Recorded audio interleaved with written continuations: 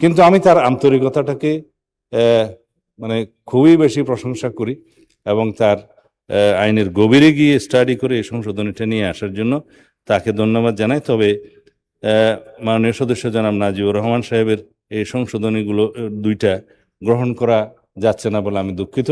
Brand name হিসেবে যদি আমরা শুধু একটা ইয়াবা দিই, কেমিক্যাল নাটটা না থাকলে সেটা আবার সুবিধা পেয়ে যাবে মাদক দ্রব্য। সুতরাং যে দ্রব্যের মধ্যে এই কেমিক্যালটা পাওয়া যাবে সেটার নাম ইয়াবা হোক বা অন্য কিছু হোক, সেটা সব কিছুই এখানে তফসিলভুক্ত হয়ে যাবে। সেজন্য একটা স্পেসিফিক ব্র্যান্ড নেম এখানে উল্লেখ করাটা সেটা বরং আইনের দুর্বলতা হবে। আমি ধন্যবাদ জানাই তিনি এটার, যেহেতু বাংলাদেশে বেশি এখন প্রচলন হয়ে গেছে এই মাদকটা, সেই কারণে হয়তো তিনি এই নামটা এখানে যুক্ত করতে চেয়েছেন। কিন্তু একটা নাম যুক্ত করলে হবে কি, সেই ব্র্যান্ড নেমে আরো অন্য নামে আসবে।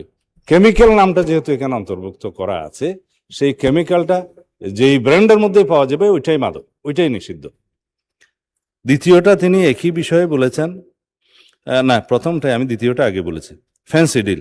এই ফ্যান্সি ডিল নামে বাংলাদেশে আরো অনেক এরকম নেশার দ্রব্য আছে। এটা আসলে নেশার দ্রব্য না, কাশির সিরাপ হিসাবে বিভিন্ন ব্র্যান্ড নেম হিসেবে একটা ব্র্যান্ড নেম হচ্ছে ফ্যান্সি ডিল, কিন্তু কেমিক্যাল হচ্ছে অন্য। সেই কেমিক্যালটা এখানে অন্তর্ভুক্ত আছে মাননীয় স্পিকার।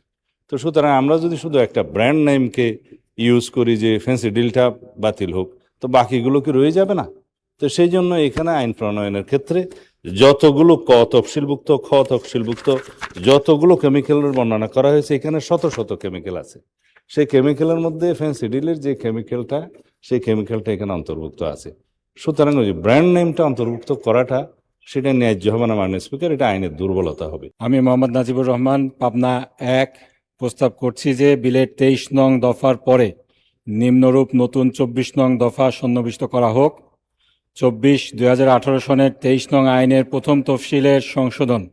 উক্ত আইনের প্রথম তফসিলের ক উপধারা ৪-এর উল্লেখিত থিবেইনের পরিশব্দের পরে ফেন্সিডিল শব্দ ও কমা সন্নিবিষ্ট হইবে। খ উপধারা ৫-এ উল্লেখিত টেনামফিটামিনের শব্দের পরে ইয়াবা শব্দ ও কমা সন্নিবিষ্ট হবে। মাননীয় স্পিকার, আমি অত্যন্ত সংক্ষেপে বলছি এটার কারণ কি। এই মাদক দ্রব্যগুলার বৈজ্ঞানিক নাম তফসিলে সন্নিবেশিত আছে। এই বৈজ্ঞানিক নামগুলা তফসিলে সন্নিবেশিত থাকার কারণে যখন মোবাইল কোর্ট পরিচালিত হয়, অনেক সময় জুডিশিয়াল ম্যাজিস্ট্রেট এবং অন্যান্যরা এটা না বোঝার কারণে এটা বিচার করতে পারেন না। এটার বাস্তব প্রমাণ আমি মাঠে ময়দানে পেয়েছি। এটা যদি আসল যে নাম ইয়াবা এবং ফেন্সিডিল, এই দুইটা তো বেশি ধরা পড়ে দেয়া হয়, তাহলে মোবাইল কোর্ট যারা পরিচালনা করেন তাদের জন্য সুবিধা হবে। এখন তারা আয়দার ছেড়ে দিচ্ছেন, কোর্টে চালান করে দিচ্ছেন, তা নাহলে সবকিছুকে গাঁজা বলে মোবাইল কোর্ট পরিচালিত করছেন। এই জন্য এইটা বিবেচনা করার জন্য আমি সবিনয় অনুরোধ জানাচ্ছি। ধন্যবাদ। ধন্যবাদ মাননীয় সদস্য। আমি এখন মাননীয় স্বরাষ্ট্রমন্ত্রী জনাব সালাউদ্দিন আহমেদকে তার বক্তব্য রাখার জন্য আহ্বান জানাচ্ছি। মাননীয় মন্ত্রী, ধন্যবাদ। মাননীয় স্পিকার, আপনাকে ধন্যবাদ। আমি প্রথমেই ধন্যবাদ জানাতে চাই মাননীয় সংসদ সদস্যদের যারা সংশোধনীগুলো এনেছেন। মোট 5টা সংশোধনী আমি এখানে দেখতে পাচ্ছি।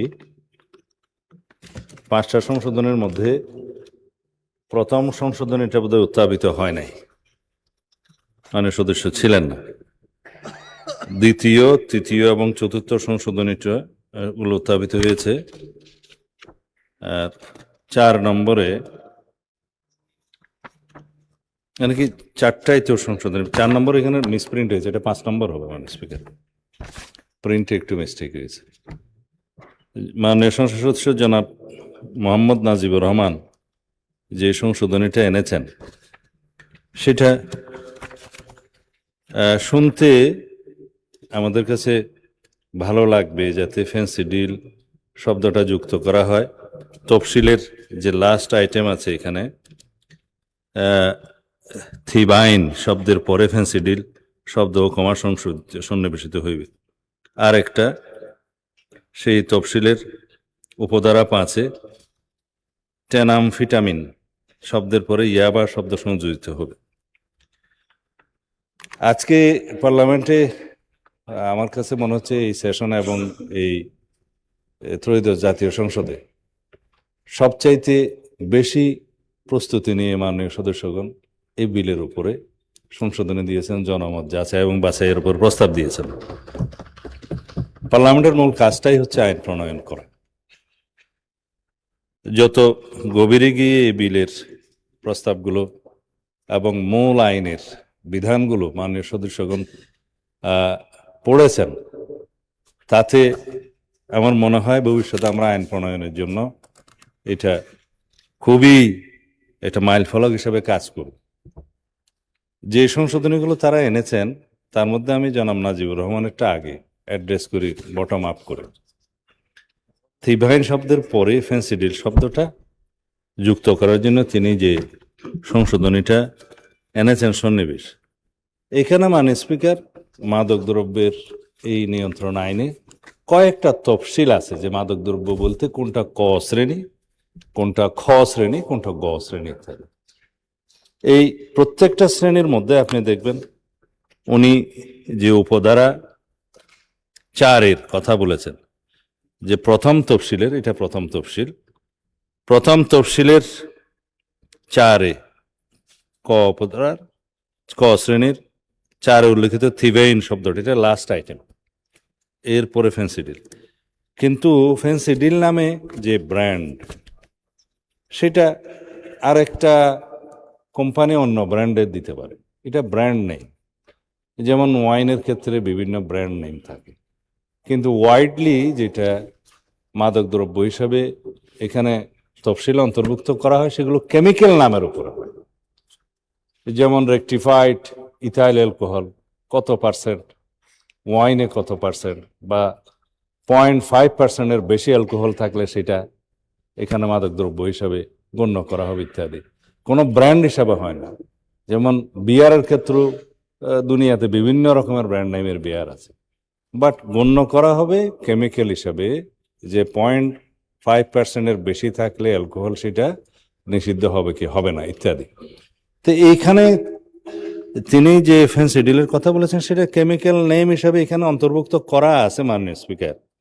যেমন থাইওফেন্টানাইল, আলফাসাইল টাইল, বিটা অ্যাসিটাইল, মেথাডোল ইত্যাদির মধ্যে এখানে ইয়াবার ক্ষেত্রে যে কেমিক্যালটা পরীক্ষা করে ল্যাবরেটরিতে পাওয়া গিয়েছে সেটা এখানে ইনক্লুড করা আছে। তো সুতরাং ব্র্যান্ড নেম হিসাবে যদি আমরা শুধু একটা ইয়াবা দিই, কেমিক্যাল নাটটা না থাকলে সেটা আবার সুবিধা পেয়ে যাবে মাদক দ্রব্য। সুতরাং যে দ্রব্যের মধ্যে এই কেমিক্যালটা পাওয়া যাবে সেটার নাম ইয়াবা হোক বা অন্য কিছু হোক, সেটা সব কিছুই এখানে তফসিলভুক্ত হয়ে যাবে। সেজন্য একটা স্পেসিফিক ব্র্যান্ড নেম এখানে উল্লেখ করাটা সেটা বরং আইনের দুর্বলতা হবে। আমি ধন্যবাদ জানাই তিনি এটার, যেহেতু বাংলাদেশে বেশি এখন প্রচলন হয়ে গেছে এই মাদকটা, সেই কারণে হয়তো তিনি এই নামটা এখানে যুক্ত করতে চেয়েছেন। কিন্তু একটা নাম যুক্ত করলে হবে কি, সেই ব্র্যান্ড নেমে আরো অন্য নামে আসবে। কেমিক্যাল নামটা যেহেতু এখানে অন্তর্ভুক্ত করা আছে, সেই কেমিক্যালটা যেই ব্র্যান্ডের মধ্যে পাওয়া যাবে ওইটাই মাদক, ওইটাই নিষিদ্ধ। দ্বিতীয়টা তিনি একই বিষয়ে বলেছেন, না প্রথমটাই আমি, দ্বিতীয়টা আগে বলেছি। ফেন্সিডিল, এই ফেন্সিডিল নামে বাংলাদেশে আরো অনেক এরকম নেশার দ্রব্য আছে। এটা আসলে নেশার দ্রব্য না, কাশির সিরাপ হিসাবে বিভিন্ন ব্র্যান্ড নেম হিসেবে একটা ব্র্যান্ড নেম হচ্ছে ফেন্সিডিল, কিন্তু কেমিক্যাল হচ্ছে অন্য। সেই কেমিক্যালটা এখানে অন্তর্ভুক্ত আছে মাননীয় স্পিকার। তো সুতরাং আমরা যদি শুধু একটা ব্র্যান্ড নেমকে ইউজ করি যে ফেন্সিডিলটা বাতিল হোক, তো বাকিগুলো কি রয়ে যাবে না? তো সেই জন্য এখানে আইন প্রণয়নের ক্ষেত্রে যতগুলো ক তফসিলভুক্ত, খ তফসিলভুক্ত যতগুলো কেমিক্যালের বর্ণনা করা হয়েছে, এখানে শত শত কেমিক্যাল আছে। সেই কেমিক্যালের মধ্যে ফেন্সিডিলের যে কেমিক্যালটা, সেই কেমিক্যালটা এখানে অন্তর্ভুক্ত আছে। সুতরাং ওই যে ব্র্যান্ড নেমটা অন্তর্ভুক্ত করাটা সেটা ন্যায্য হবে না মাননীয় স্পিকার, এটা আইনের দুর্বলতা হবে। কিন্তু আমি তার আন্তরিকতাটাকে মানে খুবই বেশি প্রশংসা করি এবং তার আইনের গভীরে গিয়ে স্টাডি করে এই সংশোধনীটা নিয়ে আসার জন্য তাকে ধন্যবাদ জানাই। তবে মাননীয় সদস্য জনাব নাজিবুর রহমান সাহেবের এই সংশোধনীগুলো দুইটা গ্রহণ করা যাচ্ছে না বলে আমি দুঃখিত। বাকি সংশোধনীগুলোর মধ্যে জনাব জয়নাল আবেদিন ফারুক উত্থাপিত যে সংশোধনী, মালখানা বলতে আমরা কি বুঝাই সেই জিনিসটা ডিটেইল করা আইনে ছিল না এতটাই। তো সেই জন্য সেই মালখানা অর্থ এই আইনের অধীন পরিচালিত মাদক বিরোধী অভিযানকালে অধিদপ্তর কর্তৃক জব্দকৃত আলামত সংরক্ষণের নির্ধারিত স্থান। ইতিপূর্বে আপনি একজন বিশিষ্ট আইনজীবী হিসাবে জানেন, মালখানা হচ্ছে একটা আম ব্যাপার, আম মালখানা।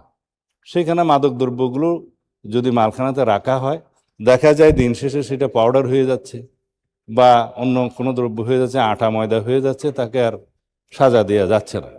তো সেই জন্য মালখানাটা মাদক দ্রব্য নিয়ন্ত্রণ অধিদপ্তরের অধীনে আলাদা একটা মালখানা স্থাপনের প্রস্তাবটা আমরা এই আইনে করেছি, কিন্তু বিস্তারিত শব্দটা ডেফিনেশনটা এখানে দেয়া ছিল না। তিনি যে সংশোধনীটা এনেছেন সেজন্য তাকে ধন্যবাদ জানাই। এই সংশোধনীটা আমরা গ্রহণ করছি মাননীয় স্পিকার। তারপর জনাব মোহাম্মদ আখতারুজ্জামান মাননীয় সদস্য যে প্রস্তাবটা করেছেন, এই মালখানার স্থাপন এবং পরিচালনা কিভাবে হবে আইনে নির্ধারণ করে দেয়া ছিল না। সেই জায়গায় বলা আছে যে এই আইনের অধীন পরিচালিত কোনো অভিযানকালে জব্দকৃত মাদক দ্রব্য ও অন্যান্য আলামত সংরক্ষণের জন্য অধিদপ্তরের নিজস্ব মালখানা থাকিবে, যেটা একটু আগে বললাম, যাহা সরকার কর্তৃক নির্ধারিত বিধি ও পদ্ধতি দ্বারা স্থাপিত ও পরিচালিত হবে। আইনের মধ্যে বিধি প্রণয়নের ক্ষমতা দেয়া আছে, সরকার সেই বিধিটা প্রণয়ন করবে এই মালখানা কিভাবে পরিচালিত হবে, স্থাপনা এবং পরিচালনা।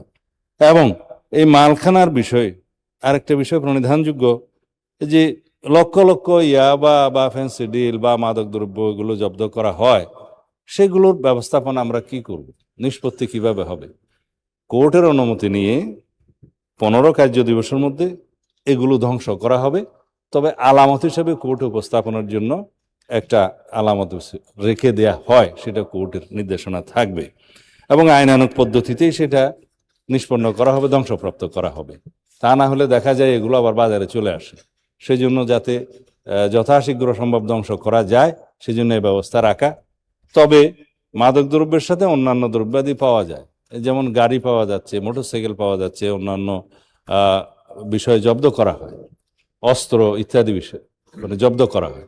সেই জব্দকৃত আলামতগুলো আইনানুগ পদ্ধতিতে আমরা নিষ্পত্তি করব, যেগুলো ধ্বংস করে দেয়া ঠিক হবে না, আলামত হিসাবে কোর্টে উপস্থাপন করতে হবে। আর জনাব রফিকুল ইসলাম হেলালি মাননীয় সদস্য যেই সংশোধনীটা এনেছেন, এই যে মাদক মামলাগুলো রেকর্ড করার জন্য এখন বর্তমানে থানাতে কোনো আলাদা সেল নাই। তা আমরা যেহেতু মাদকের বিরুদ্ধে একটা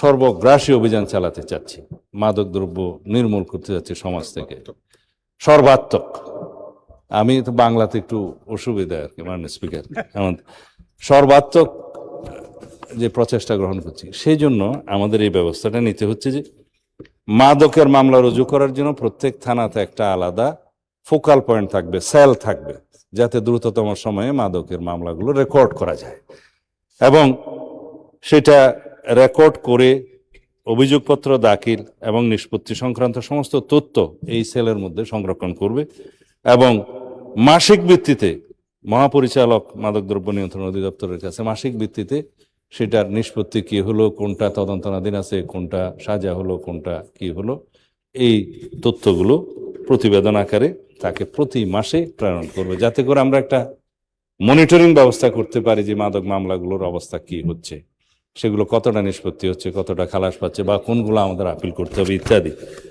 এবং এই ক্ষেত্রে ট্রাইব্যুনালের কথা যেটা বলা আছে, ক্ষেত্র মতে প্রত্যেকটা দফায় দফায় এখতিয়ার সম্পন্ন আদালতের পাশাপাশি আমরা যেহেতু ট্রাইব্যুনাল স্থাপনের প্রস্তাব করেছি, সেটার জন্য একটা ট্রাইব্যুনালের শব্দগুলো ক্ষেত্র মতো সন্নিবেশিত করার জন্য আরেকটা দফা, সেটা অনেকগুলো দফাতে আমরা এনেছি, বাট এই দফাতে এটা ছিল না। তো এই তিনটা সংশোধনী জনাব জয়নুল আবেদিন ফারুক, জনাব আখতারুজ্জামান, মোহাম্মদ আখতারুজ্জামান এবং জনাব রফিকুল ইসলাম হেলালি কর্তৃক আনিত এই সংশোধনী প্রস্তাবগুলো আমরা গ্রহণ করছি মাননীয় স্পিকার। আপনাকে ধন্যবাদ। আপনাকেও ধন্যবাদ মাননীয় মন্ত্রী।